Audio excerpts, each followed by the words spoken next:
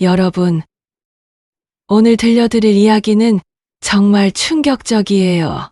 100억 원을 가진 아버지가 돌아가신 후 공개된 유언장을 보고 온 가족이 기절할 뻔했거든요. 김병호 회장은 건설업으로 성공해서 100억 원의 재산을 모은 분이었어요. 젊을 때 맨손으로 시작해서 아파트 건설, 상가 개발까지 손대지 않은 게 없었다고요.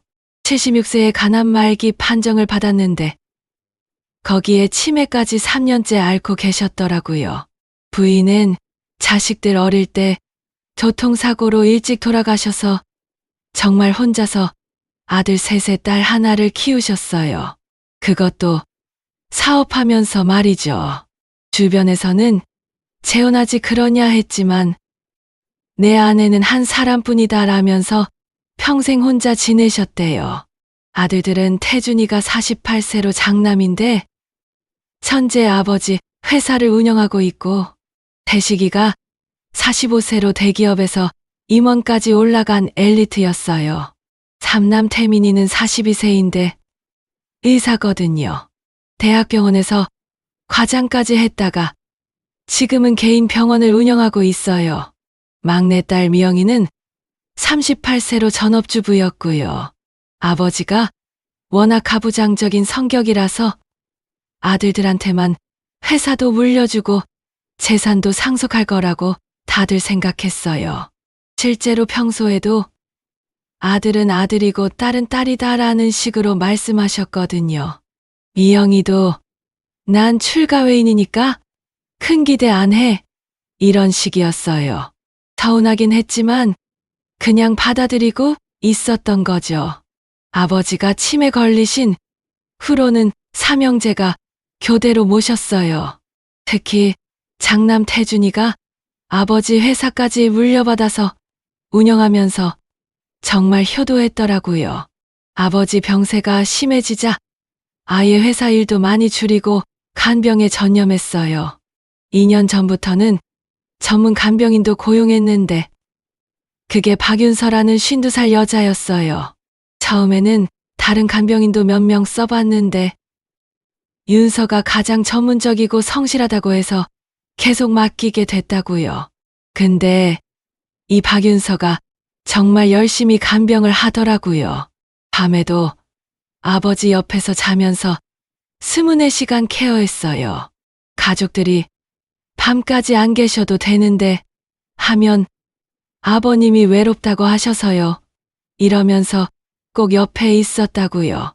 형제들은 그걸 보고 우리가 매일 왔는데 외롭다고? 하면서 좀 기가 막혔지만 그래도 열심히 해주니까 고마워했어요. 간병비도 넉넉히 드렸고요. 미영이 남편 동우도 정말 적극적이었어요. 장인어른을 정성껏 모시겠다면서 매일 병문안 오고 간병하는 것도 도왔고요. 41세인데 몇 년 전에 사업이 잘 안 되어서 힘들어하고 있었지만 그래도 장인 모시는 데는 정성을 다했어요. 그때는 정말 고마운 사위라고 생각했대요.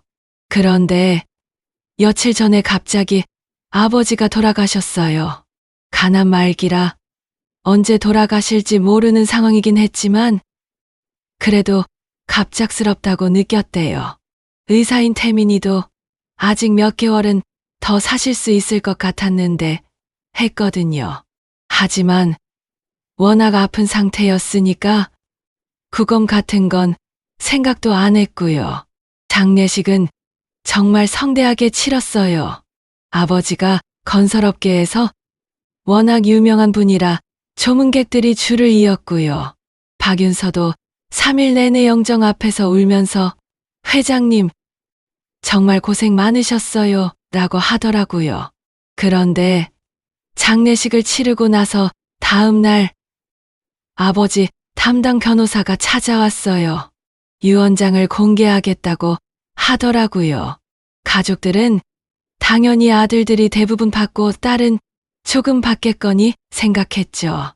변호사가 유언장을 읽어드리겠습니다라고 하면서 봉투를 열었는데 그 내용을 듣고 온 가족이 얼어붙었어요. 전 재산 100억 원 중 70억 원을 박윤서와 그의 조카 민준에게 상속한다. 나머지 30억 원을 내 자녀가 나누어 가져라. 순간 아무도 말을 못했어요. 한 명당 7억 5천만 원씩밖에 못 받는다는 거잖아요. 그것도 2년밖에 안 본 간병인이 70억을 가져간다고요? 삼형제는 당장 분노 폭발이었죠. 태준이가 이게 뭔 소리야? 내가 사업까지 접어두고 아버지 모셨는데 하면서 소리쳤고요. 태식이도 70억이라니 말도 안 돼 하면서 책상을 쳤어요. 그런데 박윤서는 정말 당당하더라고요. 회장님께서 저를 딸처럼 여기셨고 민준이를 친손자처럼 아끼셨어요. 진정한 효도를 해준 우리에게 감사의 표시로 남겨주신 거예요. 유언장에는 더 충격적인 내용도 있었어요. 자식들은 재산만 바라지만 윤서는 진심으로 나를 돌봐줬다. 진짜 가족보다 더 가족 같았던 윤서 모자에게 감사의 마음으로 남긴다. 이게 끝이 아니었어요. 특히 막내딸은 시집간 후로 한 번도 제대로 안부를 물어보지 않았다는 내용까지 있었거든요. 그 순간 가장 충격받은 건 막내딸 미영이었어요. 아버지가 정말 이런 말씀을 하셨을까요? 하면서 눈물을 흘렸어요. 태민이가 아버지가 치매셨는데 이런 복잡한 유언장을 제대로 쓰실 수 있었겠어? 뭔가 이상해라고 했어요. 그런데 박윤서는 더욱 당당해졌어요. 회장님이 정신 맑으실 때 여러 번 말씀하셨어요. 진짜 가족이 누군지 알겠다고 하시면서요. 그리고 민준이한테도 넌 내 친손자 같다고 하셨고요. 26살 대학생인 민준도 나서서 할아버지가 저를 정말 예뻐하셨어요. 맨날 공부 열심히 하라고 하시면서 용돈도 주시고라고 했어요. 이상한 건 미영이 남편 동우였어요. 다른 가족들은 모두 분노하고 있는데 동우만 장인어른 마음을 가장 잘 아는 건 나인데 뭔가 이상하다면서 의심스러워했거든요. 심지어 이 유언장이 정말 장인어른이 쓰신 게 맞나요? 라고 변호사한테 물어보기까지 했어요. 변호사는 확실합니다. 김병호 회장님이 직접 작성하시고 서명하신 유언장입니다. 라고 답했어요. 그러자 태준이가 법적 검토를 해봐야겠어. 아버지가 치매인 상태에서 쓴 유언장이 유효한지라고 했고요. 박윤서는 그러시겠다면 그러세요. 하지만 회장님이 저희에게 남겨주신 마음만큼은 변하지 않을 거예요. 라고 했어요. 정말 뻔뻔하더라고요. 이때부터 진짜 전쟁이 시작됐어요. 삼형제는 바로 대응에 나섰어요. 차남 태식이가 평소 알고 지내던 흥신소에 전화를 걸었거든요. 박윤서라는 여자를 조사해 주세요. 52살. 간병인 출신인데 뭔가 수상해요. 결과는 정말 충격적이었어요. 박윤서는 지난 10년간 5명의 치매 노인을 간병하면서 총 40억 원을 상속받은 이력이 있었거든요. 모든 케이스가 똑같더라고요. 첫 번째는 2015년 강남의 독거노인 최모 씨. 3년간 간병하다가 8억 원 상속받았어요. 둘째는 2018년 서초구의 박모 씨. 2년 간병 후 6억 원. 셋째는 2020년 압구정의 김모 씨. 역시 2년 간병 후 10억 원. 패턴이 완전히 동일했어요. 간병 2년, 가족들, 이간질, 갑작스러운 유언장 작성, 그리고 거액 상속. 태식이가 이 여자 완전 전문 사기꾼이야. 치매 노인만 골라서 털어먹는 거였어 하면서 분노했죠. 더 놀라운 건 모든 경우에서 해당 노인들이 간병 시작 후 예상보다 빨리 사망했다는 거예요. 의학적으로는 더 오래 사실 수 있었던 분들이었는데 말이죠. 그런데 조사하면서 더 이상한 게 발견됐어요. 박윤서를 처음 우리 집에 추천한 사람이 바로 동우였다는 거예요. 동우가 좋은 간병인 알고 있다면서 윤서를 소개해줬던 거였거든요. 태준이가 그때 동우가 어떻게 윤서를 알고 있었지? 라고 의아해했어요. 사위가 간병인을 어떻게 알겠어요? 흥신소에서 더 파고들어보니 동우와 윤서가 2년 전부터 알고 지낸 사이였다는 정황이 나왔어요. 동우가 사업 실패로 힘들어할 때 만난 관계였거든요. 그뿐만 아니라 동우는 평소에 이상한 말을 자주 했었어요. 장인어른이 자식들한테 실망하신 것 같다. 진짜 효도가 뭔지 모르는 것 같다. 이런 식으로요. 그때는 그냥 처가 편해서 서운해하는 줄 알았는데 지금 보니까 뭔가 의도가 있었던 것 같더라고요. 박윤서의 조카 민준도 수상했어요. 26살 대학생인데 조사해보니 진짜 조카가 맞긴 했지만 2년 전부터 동우와 친분이 있었던 거예요. 더 파보니까 민준이 동우한테 좋은 기회가 있으면 연락 달라는 식으로 문자를 보낸 기록도 있었어요. 뭔가 계획적으로 접근한 느낌이었거든요. 한편 미영이는 남편 동우의 행동이 점점 이상하다고 느꼈어요.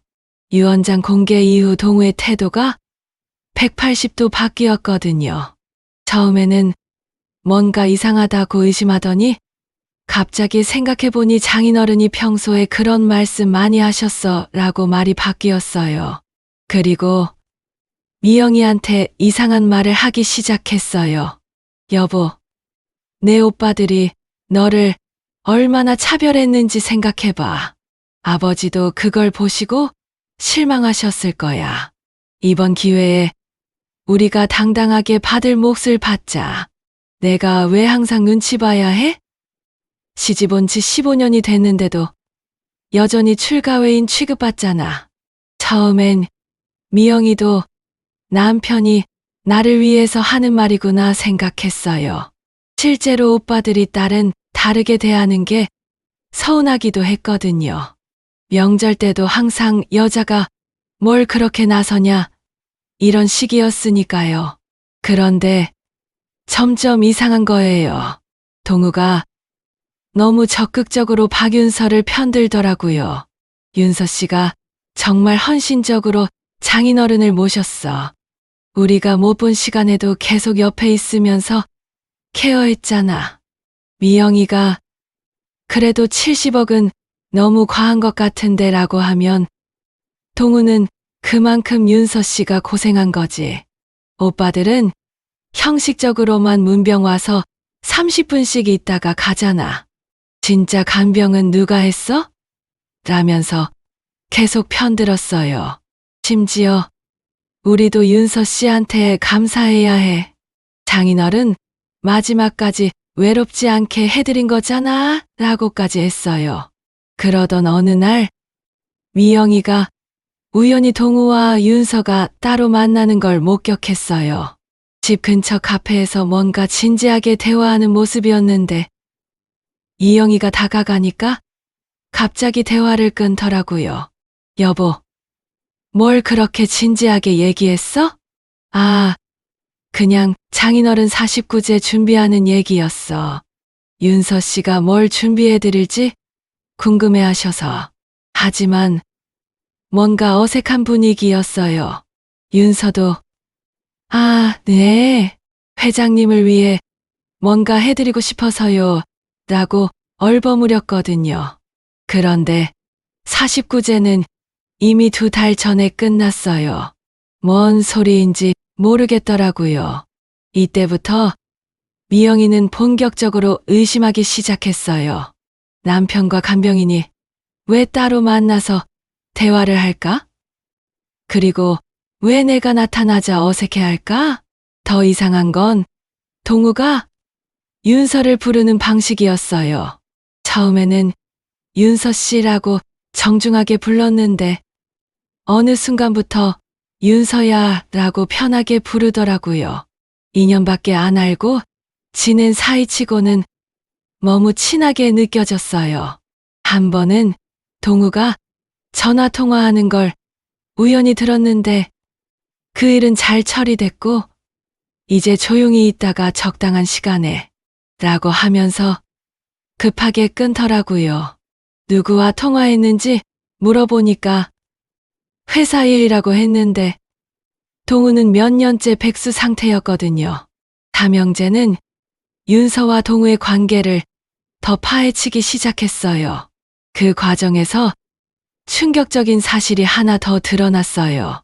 동우가 2년 전 사업 실패 후 심각한 경제적 어려움에 처해 있었는데 그때 민준을 통해 윤서와 만나서 한탕 해보자는 대화를 나눴다는 증언을 확보한 거예요. 태준이가 이 새끼가 장인을 이용해서 돈을 뜯어내려는 계획이었구나. 이제 그림이 보이기 시작했어요. 동우가 윤서를 소개하고 함께 아버지를 타겟으로 사기를 치려고 한 거였어요. 하지만 아직 확실한 증거는 없었거든요. 그런데 바로 그때 태민이가 의학적으로 이상한 점을 발견했어요. 태민이가 의사라서 아버지의 마지막 몇 개월 의료 기록을 자세히 살펴봤더니 정말 이상한 점들이 발견됐어요. 형들, 이거 좀 봐봐. 아버지가 가난 말기셨지만 의학적으로는 최소 6개월에서 1년은 더 사실 수 있는 상태였어. 간 수치나 다른 지표들을 보면 확실히 말기였지만 그래도 급작스럽게 돌아가실 정도는 아니었다는 거예요. 더 이상한 건 윤서가 간병을 시작한 후부터 아버지 상태가 비정상적으로 빨리 악화됐다는 거였어요. 처음 6개월은 그래도 안정적이었는데 윤서 씨가 온 다음부터 갑자기 나빠지기 시작했어. 특히 마지막 2달은 정말 급격히 악화됐거든. 태민이가 담당 주치의한테 연락해 봤더니 더 충격적인 사실이 나왔어요. 윤서가 아버지한테 간 기능 개선에 도움된다면서 따로 약을 드렸다는 거였어요. 선생님, 그 약이 뭔지 아세요? 잘 모르겠어요. 간병인분이 좋은 약이라고 하시면서 드렸는데 저희가 처방한 건 아니에요. 물어봤더니 한의원에서 받은 보약이라고 하시더라고요. 그런데 문제는 한의원에서 가난 말기 환자한테 함부로 약을 줄 리가 없다는 거였어요. 더군다나 아버지가 다니던 한의원에 확인해보니 그런 약을 처방한 기록이 전혀 없었거든요. 태민이가 이상해. 그럼 윤서가 뭘 드린 거지? 하지만 이미 화장을 한 상태라 부검으로 확인할 방법은 없었어요. 가난 말기 환자의 자연사로 보였으니까 아무도 의심하지 않았던 거죠. 그런데 태민이가 아버지 유품을 정리하다가 중요한 걸 발견했어요. 아버지 서재 깊숙한 곳에 있던 금고에서 다른 유언장이 나온 거예요. 형들, 이것 좀 봐.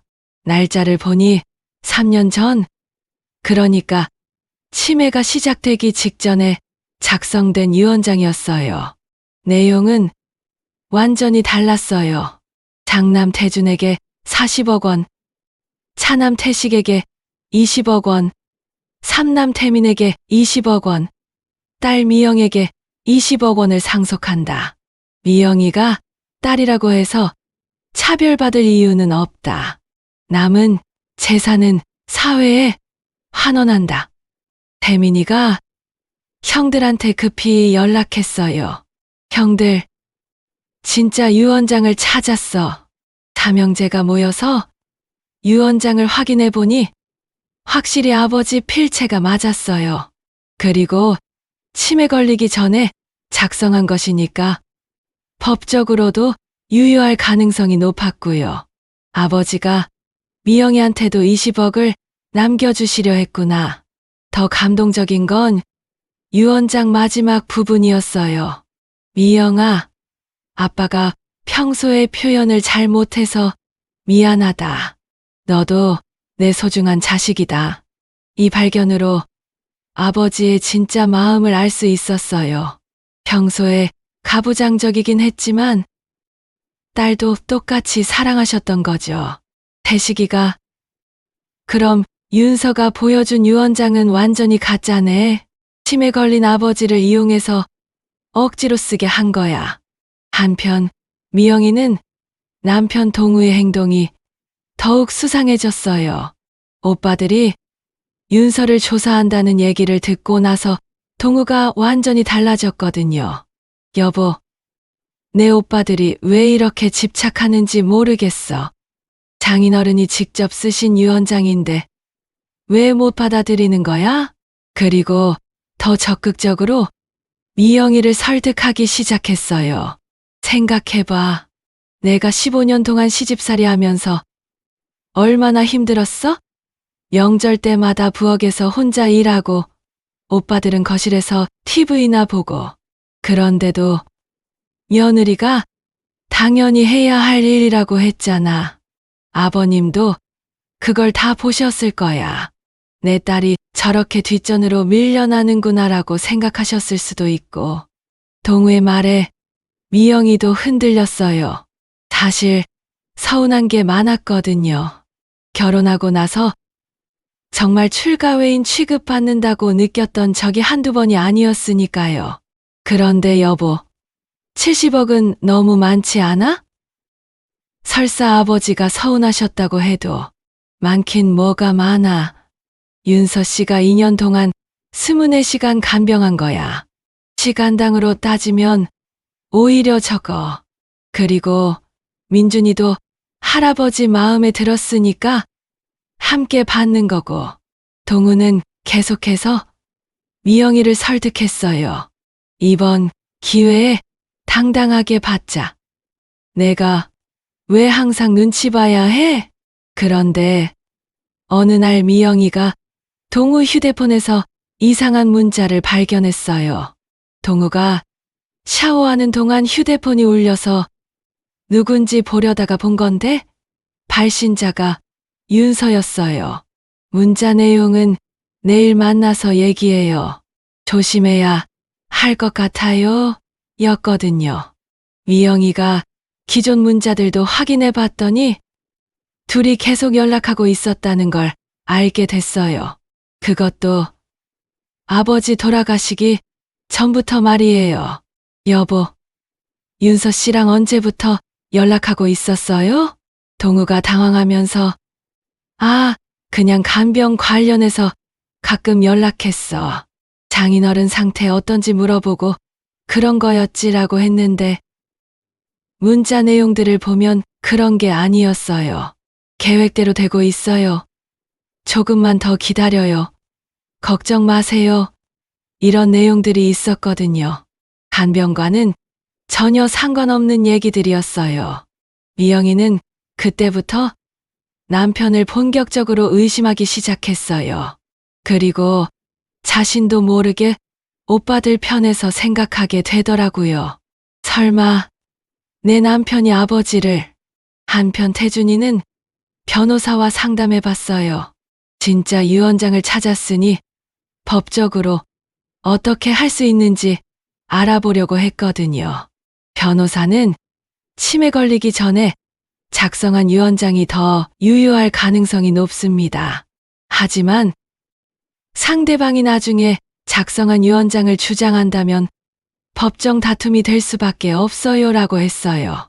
그리고 간병인이 치매 환자를 상대로 유 원장을 조작했다는 의혹도 충분히 제기할 수 있을 것 같습니다. 태식이가 의학적으로도 뭔가 이상한 점들이 발견됐어요. 갑작스럽게 돌아가신 것도 그렇고 정체불명의 약을 드신 것도 그렇고 라고 했어요.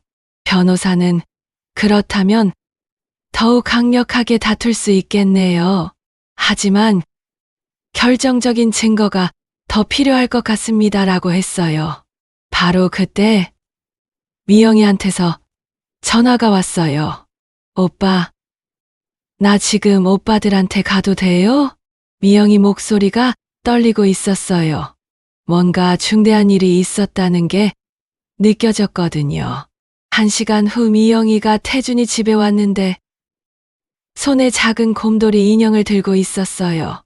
이게 뭐야? 태식이가 물어봤어요. 제가 몇 달 전에 아버지께 드린 선물이에요. 아버지 말동무가 될 거라고 했었거든요. 미영이가 곰돌이를 뒤집어서 작은 녹음기를 보여줬어요. 사실은 이 안에 녹음기가 들어있어요. 아버지가 뭘 필요로 하시는지 알아보려고 했던 거였어요.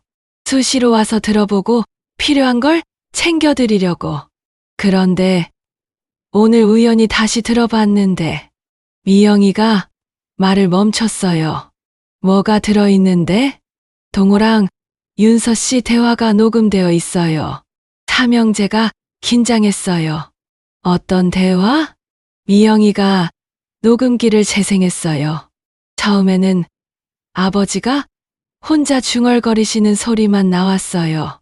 미영이가 참 세심하구나. 이 곰돌이가 내 친구가 되어주는구나. 그런데 계속 들어보니 아버지 목소리만 있는 게 아니었어요. 어느 날 밤 아버지 방에서 동우와 윤서가 나눈 대화가 고스란히 녹음되어 있었던 거예요. 동우, 이제 거의 다 끝나간다. 유언장도 완성됐고. 윤서, 그런데 따님이 조금 의심하는 것 같던데. 동우, 괜찮아. 미영이는 내가 조종할 수 있어. 애초에 장인이 딸 차별한 걸 이용한 거니까. 윤서, 회장님이 자꾸 딸한테도 뭔가 줘야 하는 거 아니냐고 하시던데. 동우, 그래서 내가 계속 딸은 시집 갔으니 상관없다고 세뇌한 거야. 그리고 이 약으로 빨리 정리하면 돼. 윤서, 약 효과가 확실하네요. 생각보다 빨리.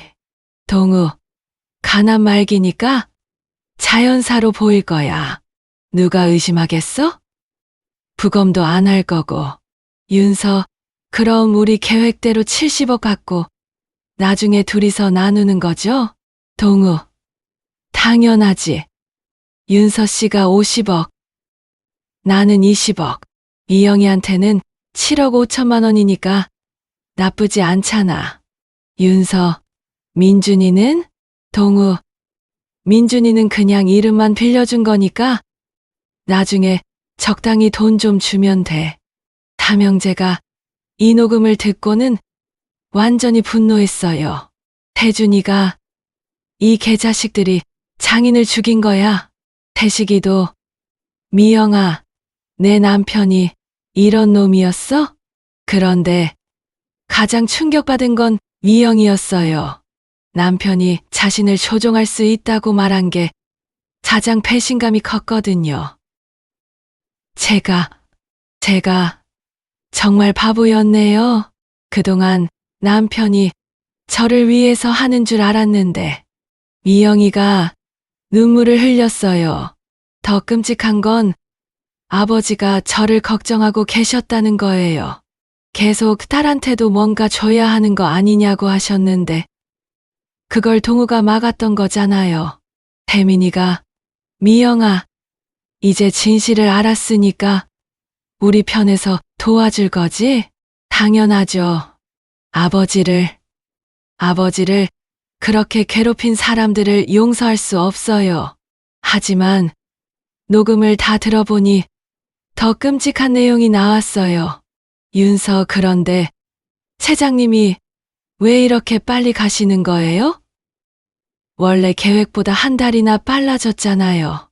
동우, 내가 약 용량을 좀 늘렸어. 너무 오래 끌면 의심받을 수도 있으니까. 윤서, 위험하지 않아요? 동우, 괜찮아. 간암, 말기 환자가 갑자기 악화되는 건 흔한 일이야. 그리고 이미 이번 주 안에 유 원장 서명받기로 했잖아. 이 대화를 듣고 삼형제는 완전히 확신했어요. 동우와 윤서가 아버지를 독살한 거였어요. 태민이가 의학 지식으로 설명해 줬어요. 간암, 환자한테 간 기능을 더 악화시키는 약물을 주면 급속도로 상태가 나빠져. 그런데 겉으로는 자연스러운 진행처럼 보이거든. 그래서 아버지가 그렇게 갑자기 돌아가신 거였어? 맞아. 정상적으로라면 최소 6개월은 더 사셨을 거야. 이제 결정적인 증거가 생겼으니 바로 법적 대응에 들어갔어요. 변호사한테 녹음 파일을 들려주니까 변호사도 깜짝 놀랐어요. 이건 완벽한 증거네요. 살인 미수는 물론이고 유언장 조작, 사기까지 다 들어있어요. 그럼 우리가 이길 수 있어요? 100% 확실합니다. 이 녹음만 있으면 충분해요. 그런데 변호사가 한 가지 더 조언해 줬어요. 부인께서 법정에서 직접 증언해 주시면 더 확실할 거예요. 남편분과 이혼 소송도 함께 준비하시는 게 좋겠고요. 미영이는 이미 결심을 한 상태였어요. 당연히 이혼할 거예요. 그리고 법정에서 모든 걸 다 말할 거예요. 한편 동우와 윤서는 아무것도 모르고 있었어요. 자신들의 대화가 녹음됐다는 걸 꿈에도 몰랐거든요. 동우는 여전히 미영이한테 오빠들이 왜 이렇게 집착하는지 모르겠다면서 윤서 편을 들고 있었어요. 여보, 변호사 선임해서 법정 다툼 하겠다고? 그런다고 해서 바뀔 게 있겠어? 장인어른이 직접 쓰신 유언장인데 미영이는 더 이상 남편과 대화하고 싶지 않았어요. 알겠어요. 당신 마음대로 하세요. 동우는 미영이가 포기한 줄 알고 안심했어요. 그래. 현실을 받아들이는 게 좋아. 우리도 7억 5천만 원 받는 거니까 나쁘지 않잖아. 그런데 며칠 후 동우와 윤서한테 법원에서 출석 통지서가 날아왔어요. 유언장 무효 소송 및 사기 혐의 고발. 동우가 황당해서 미영이한테 물어봤어요. 여보, 이게 뭐야? 나한테까지 고발장이 들어왔어? 미영이는 담담하게 답했어요. 곧 알게 될 거예요. 바로 그때 경찰이 찾아왔어요. 최동우 씨, 박윤서 씨죠? 수사상 필요에 의해 동행 조사를 받으셔야겠습니다. 동우는 완전히 당황했어요. 뭐 때문에요? 저희가 뭘 잘못했다고. 김병호 회장 사망 사건과 관련해서 조사할 게 있습니다. 윤서도 회장님은 자연사로 돌아가셨는데 무슨 하다가 말을 멈췄어요. 경찰이 자세한 건 서에서 설명드리겠습니다라고 하면서 두 사람을 데려갔어요. 미영이는 그 모습을 보면서 복잡한 심경이었어요. 15년을 함께 산 남편이지만 아버지를 죽인 사람이라고 생각하니까 전혀 안타깝지 않더라고요. 경찰서에서는 녹음 파일을 증거로 제출했어요. 수사관들도 처음에는 치매 노인 상속 분쟁 정도로 생각했는데 녹음을 듣고는 완전히 놀랐어요. 이건 계획적 살인이네요. 수사가 본격적으로 시작됐어요. 동우와 윤서는 처음에는 발뺌했지만 녹음 증거가 너무 명확하니까 할 말이 없었어요. 이 목소리 당신들 맞죠? 그건 동우는 장난으로 한 소리라고 변명했지만 윤서가 아버지한테 실제로 정체불명의 약을 먹인 정황까지 나오니까 더 이상 변명할 수가 없었어요. 수사 과정에서 더 충격적인 사실들이 드러났어요. 윤서가 과거에 간병했던 5명의 치매의 노인들도 모두 예상보다 빨리 사망했다는 거였어요. 박윤서 씨, 이전 케이스들도 다 조사해 봐야겠어요. 윤서는 그제서야 완전히 무너져 내렸어요. 제가 잘못했어요. 동우도 미안하다면서 울었지만 이미 늦었어요. 수사관이 미영이를 불러서 참고인 조사를 했어요. 부인께서 남편분과 박윤서 씨의 관계를 언제부터 의심하셨어요? 처음에는 남편이 저를 위해서 하는 줄 알았어요. 그런데 둘이 따로 만나는 걸 보고부터 이상하다고 생각했죠. 녹음기는 어떤 목적으로 설치하신 건가요? 아버지를 위해서였어요.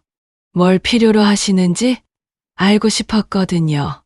그런데 우연히 미영이는 모든 걸 다 털어놓았어요. 남편에 대한 배신감과 함께 아버지에 대한 죄송함도 컸거든요. 아버지가 저를 걱정하고 계셨는데 제가 그걸 몰랐어요. 남편이 맡고 있었다는 것도 모르고 한편 삼형제는 변호사와 함께 민사소송과 형사고발을 동시에 진행했어요. 유언장 무효 소송은 확실하게 이길 수 있어요. 그리고 사기 및 살인 미수 혐의도 충분히 입증 가능합니다.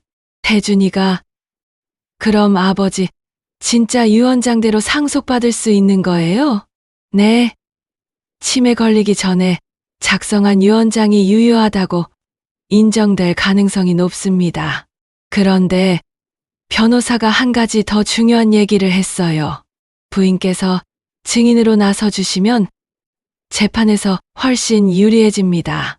남편분과의 대화, 의심스러웠던 점들, 그리고 녹음을 발견한 경위까지 이영희는 망설임 없이 당연히 증언하겠어요 라고 했어요. 수사가 진행되면서 동우와 윤서의 과거도 더 자세히 드러났어요. 둘이 처음 만난 건 3년 전이었는데 동우가 사업 실패로 빚에 시달리고 있을 때였어요. 동우는 술집에서 장인이 돈이 많은데 죽어도 안 죽어라고 술 주정하다가 윤서를 만났다는 거예요. 윤서가 그런 분들 전문으로 간병하는 일을 한다면서 접근했고 처음에는 단순히 유언장 좀 유리하게 써달라고 부탁해보자 정도였는데 점점 계획이 구체화된 거였어요. 윤서가 동우한테 노인이 오래 살면 의심받는다고 했어요. 그래서 적당한 시기에 그런 생각을 하게 된 거죠.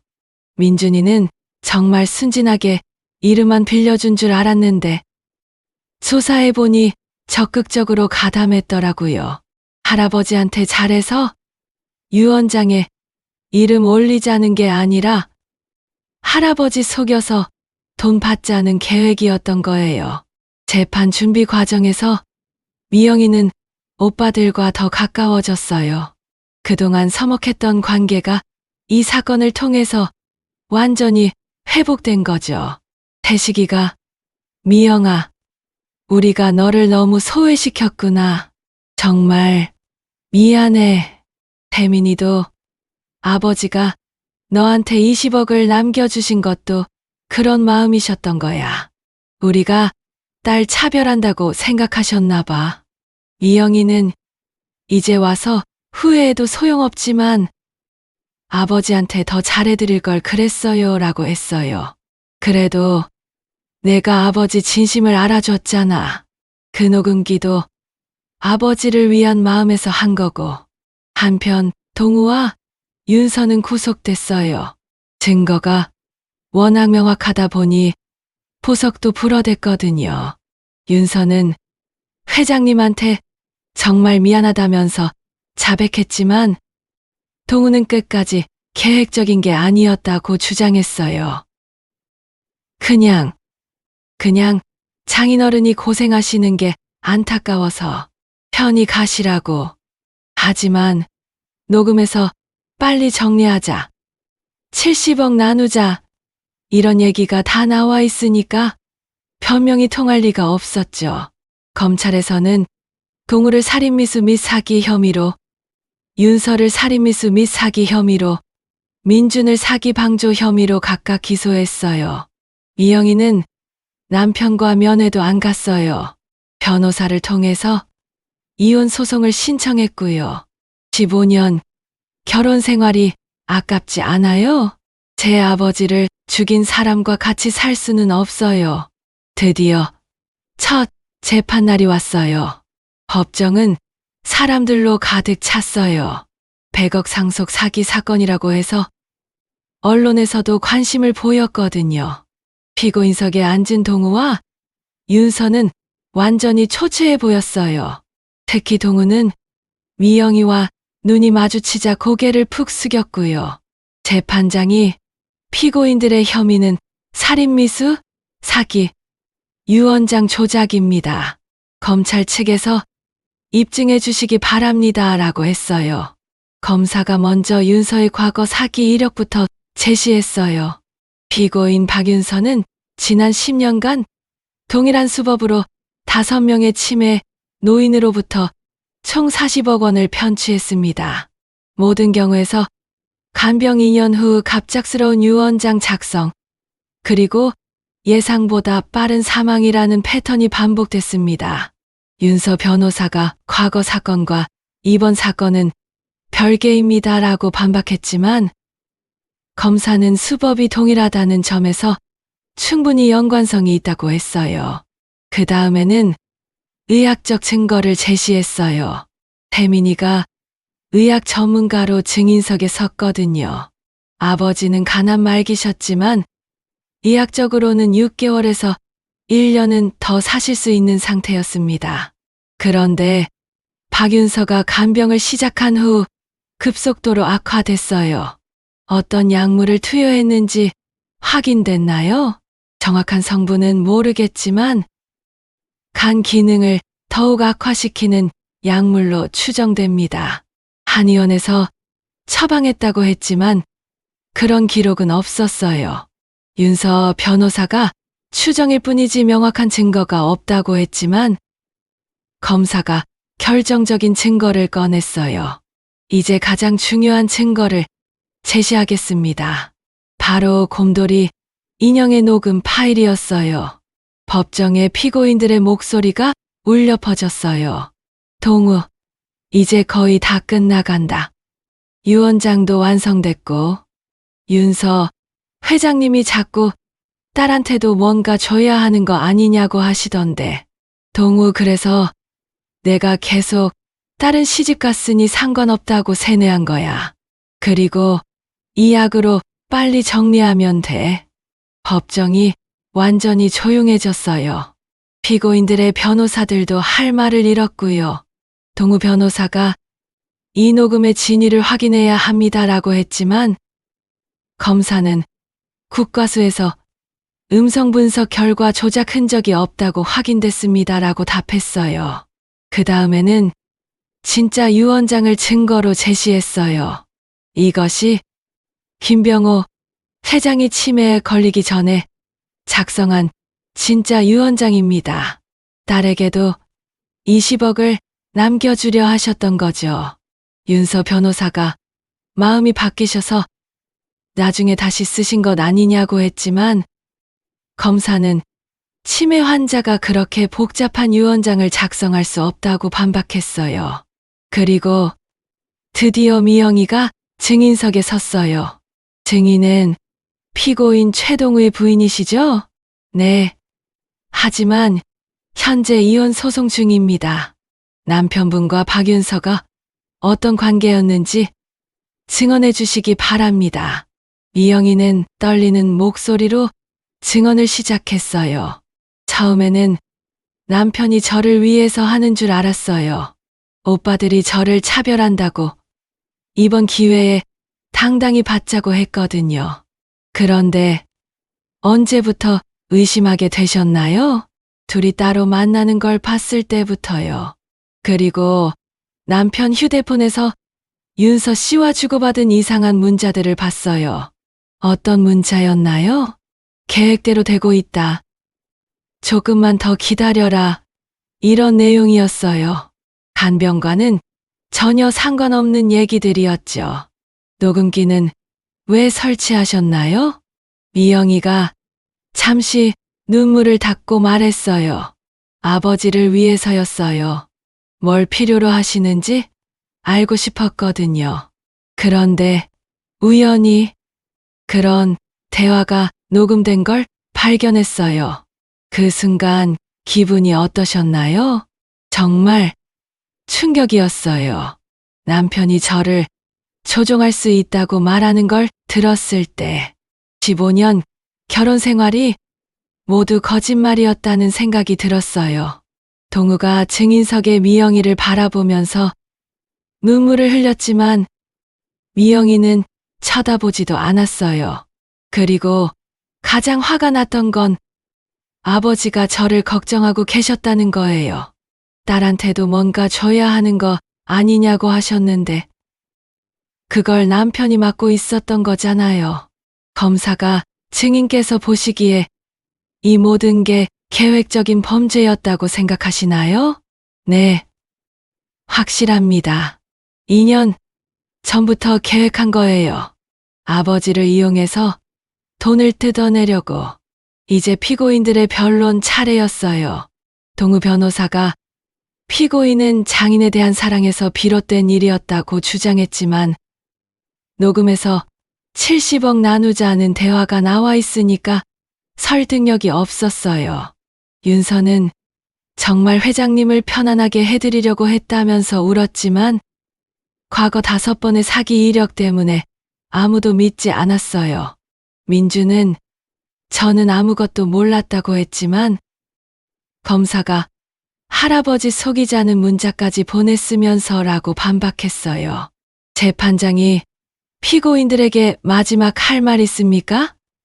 라고 물었어요. 동우가 일어서서 미영이를 바라보면서 여보, 정말 미안해. 내가 잘못했어 라고 했지만 미영이는 고개도 돌리지 않았어요. 윤서는 회장님, 정말 죄송합니다 라고 했고요. 민주는 할아버지한테 죄송하다고 했어요. 재판은 2주 후에 판결이 나올 예정이었어요. 법정을 나서면서 태준이가 미영이한테 고생했어. 용기 내줘서 고마워라고 했어요.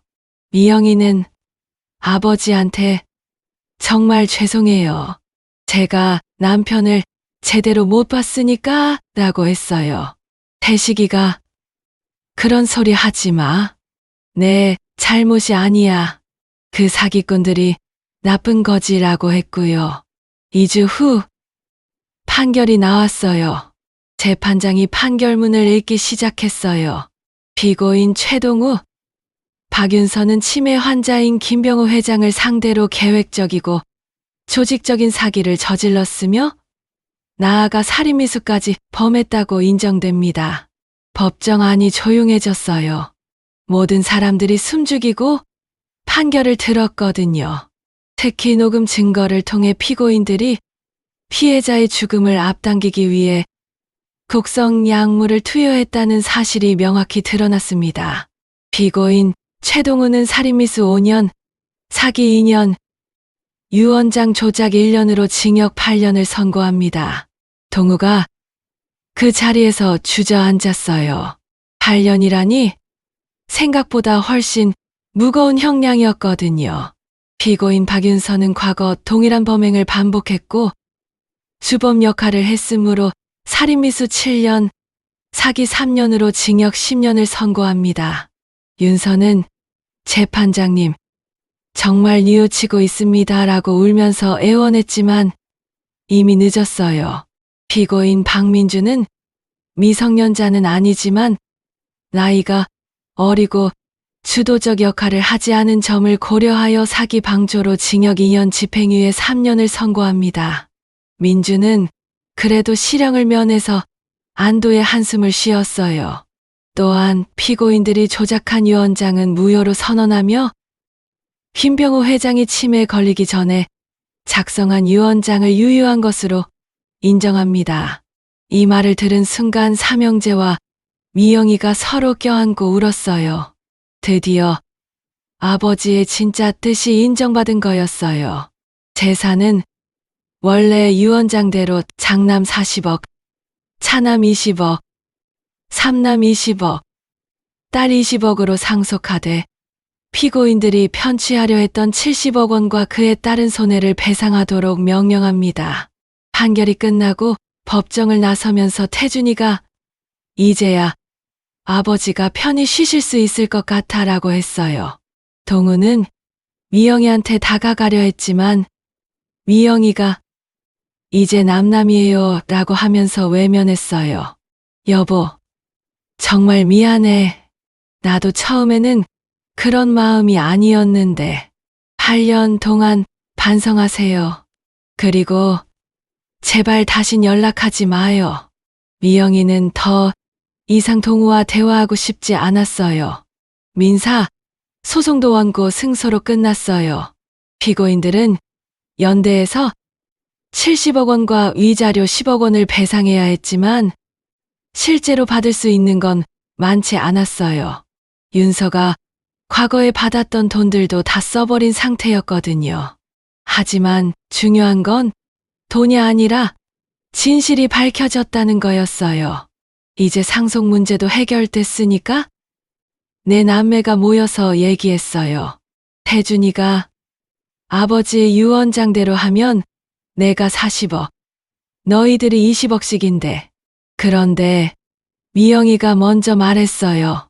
오빠, 저는 그렇게 많이 받기가 미안해요.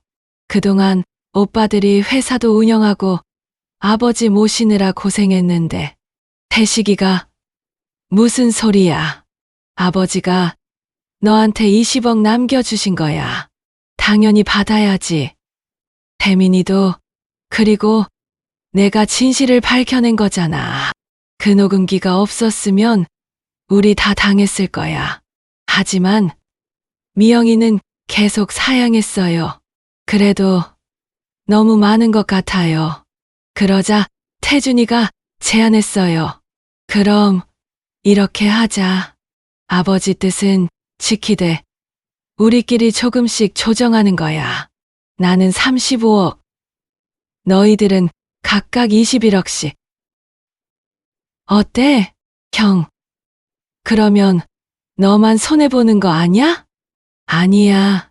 난 회사도 물려받았으니까 충분해. 그리고 미영이가 앞으로 혼자 살아야 하니까 조금이라도 더 받는 게 좋지. 결국 내 남매는 35억, 21억, 21억, 21억으로 나누기로 했어요.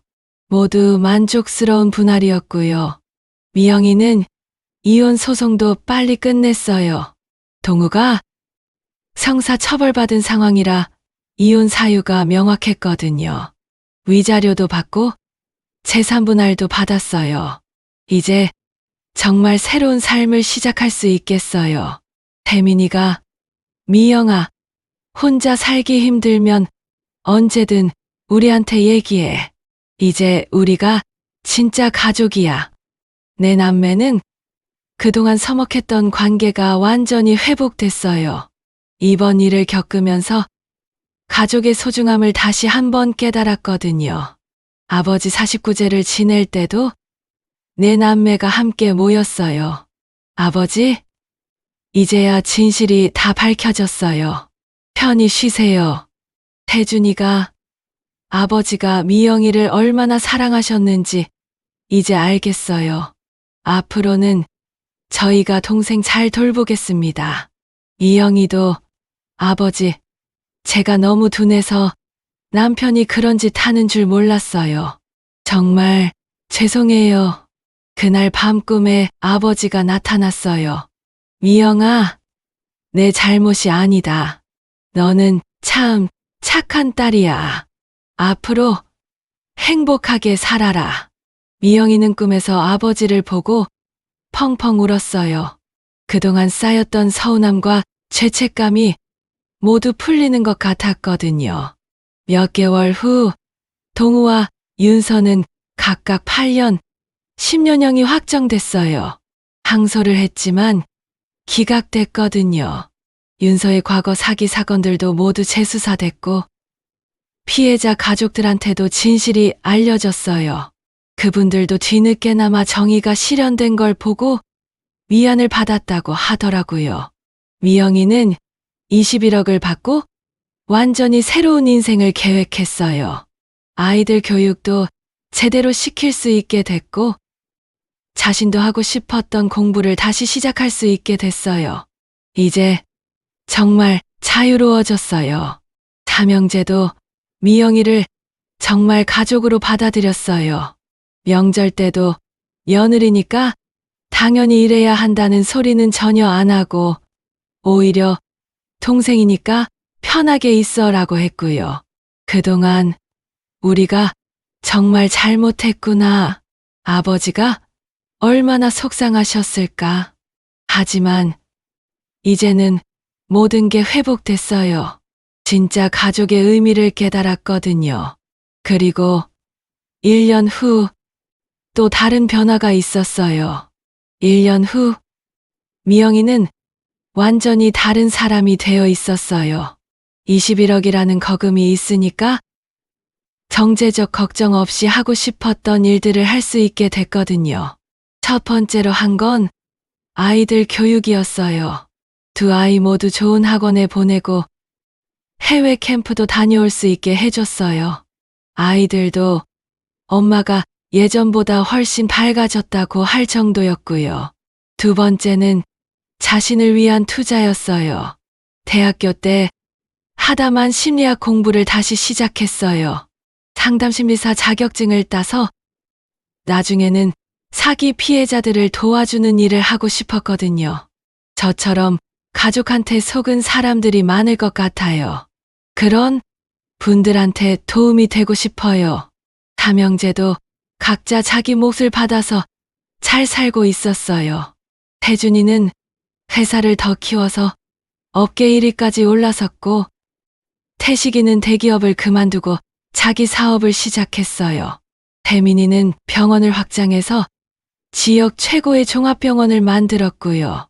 그런데 가장 중요한 변화는 내 남매 관계였어요.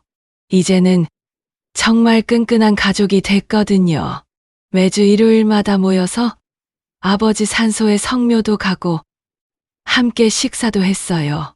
예전처럼 딸은 출가외인이라는 소리는 전혀 없었고요. 태준이가 미영아, 내가 우리 가족을 지켜준 거야. 정말 고마워. 태식이도 아버지가 너한테 20억 남겨주신 이유를 이제 알겠어. 내가 가장 아버지 마음을 잘 아는 딸이었어. 미영이는 그런 말을 들을 때마다 뿌듯했어요. 드디어 진짜 가족이 된 것 같았거든요. 한편 감옥에 있는 동우와 윤서는 어떻게 지내고 있을까요? 동우는 처음에는 억울하다고 했지만 시간이 지나면서 자신이 얼마나 큰 잘못을 했는지 깨달았어요. 미영이한테 편지도 몇 번 보냈지만 미영이는 받지도 않았고요. 15년을 함께 살았는데 하지만 돌이킬 수는 없는 일이었어요. 미영이는 이미 완전히 새로운 인생을 살고 있었거든요. 윤서는 더 비참했어요. 과거 사기 사건들까지 모두 재수사되면서 추가로 피해 배상도 해야 했어요. 평생 감옥에서 살거나 나와도 빚더미에 앉게 생긴 상황이었고요. 그동안 내가 얼마나 많은 사람들한테 상처를 줬을까. 민주는 집행유예라서 사회에서 지내고 있었지만 대학도 자퇴하고 아르바이트로 근근히 살아가고 있었어요. 윤서 고모가 저지른 일 때문에 가족들한테서도 외면받았거든요. 그런데 2년이 지난 어느 날 미영이한테 뜻밖의 소식이 들려왔어요. 상담심리사 공부를 하면서 만난 교수님이 미영이의 사연을 듣고 감동했다는 거였어요. 미영 씨 경험을 책으로 써보는 게 어때요? 많은 사람들한테 도움이 될 것 같은데. 미영이는 처음에는 망설였어요. 개인적인 이야기를 공개한다는 게 쉽지 않았거든요. 하지만 오빠들이 적극 지지해줬어요. 우리 이야기가 다른 사람들한테 경고가 될 수 있다면 좋은 일 아니야? 치매 환자 가족들이 조심할 수 있게 도움도 되고. 결국 미영이는 책을 쓰기로 했어요. 제목은 아버지의 마지막 선물이었고요.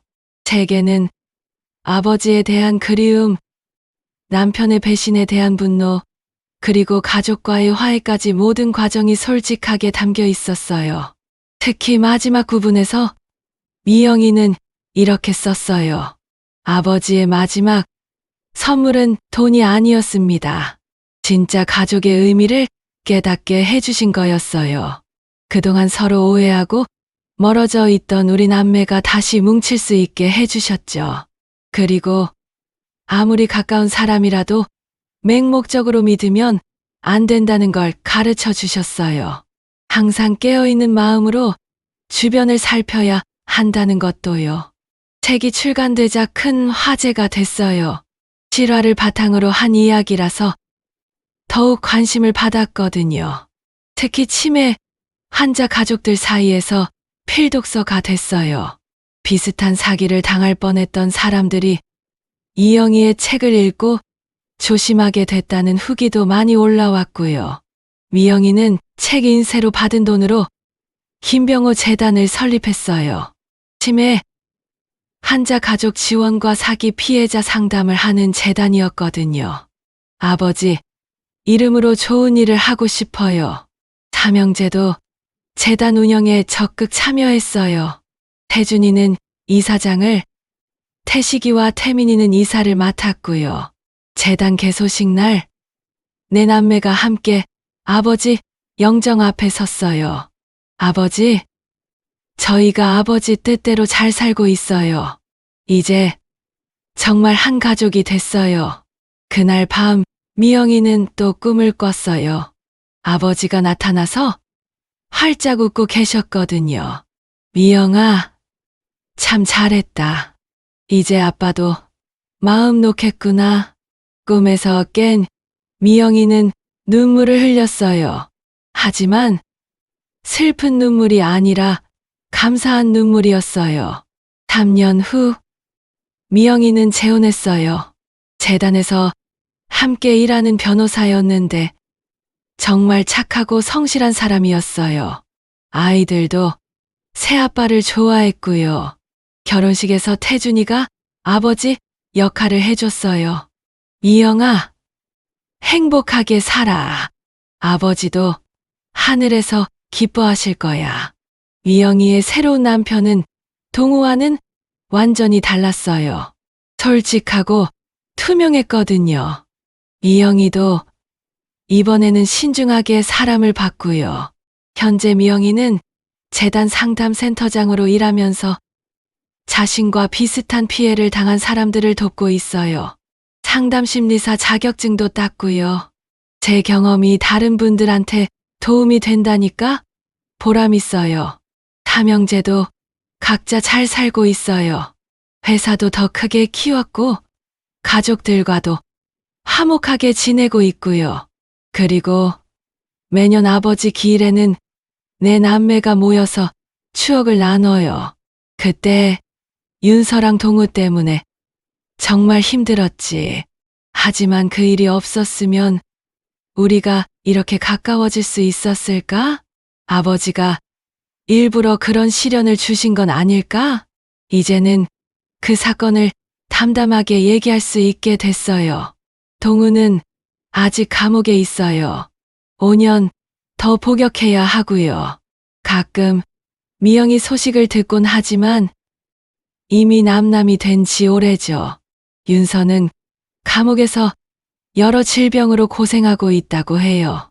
과거에 속였던 분들의 가족들로부터 소송도 계속 당하고 있고요. 민주는 그래도 젊으니까 다시 일어설 기회가 있을 거예요. 진심으로 반성한다면 말이죠. 이렇게 해서 100억 상속 사기 사건은 완전히 마무리됐어요. 미영이는 지금도 가끔 생각해요. 만약 그 곰돌이 인형을 아버지께 드리지 않았다면 어떻게 됐을까? 동우와 윤서의 계획이 성공했을까? 하지만 그런 가정은 의미가 없죠. 결국 진실은 드러나게 되어 있었을 거예요. 아버지의 진짜 마지막 선물은 무엇이었을까요? 돈도 아니고 재산도 아니에요. 진짜 가족의 의미와 사랑을 깨닫게 해주신 거였어요. 그리고 아무리 어려운 상황에서도 진실을 찾으면 언젠가는 정의가 실현된다는 희망을 보여주신 거고요. 아버지, 정말 감사해요. 덕분에 저희가 진짜 가족이 됐어요.